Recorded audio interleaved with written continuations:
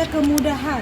Kalau kami bilang ini sebenarnya jalan tol untuk supaya mempermudah UMKM itu mengurus izin. Syederalun Balai Besar Pengawas Obat dan Makanan atau BBPOM Banda Aceh bersama Dinas Kesehatan Kota Lok Semawe dan Disperimdakop Kota Lok Semawe menggelar kegiatan sosialisasi berupaya penyebaran informasi pentingnya nomor izin edar pada produk obat dan makanan.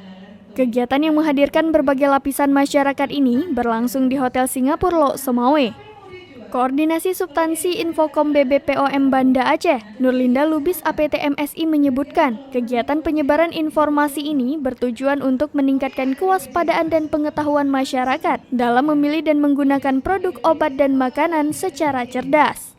Lalu memperdayakan masyarakat dalam upaya melindungi diri dari obat dan makanan yang berbahaya terhadap kesehatan, serta pembentukan kader atau duta pengawasan obat dan makanan. Peserta berasal dari duta wisata, petugas kesehatan, guru dharma wanita, ibu-ibu PKK, tokoh masyarakat, dan berbagai unsur lainnya.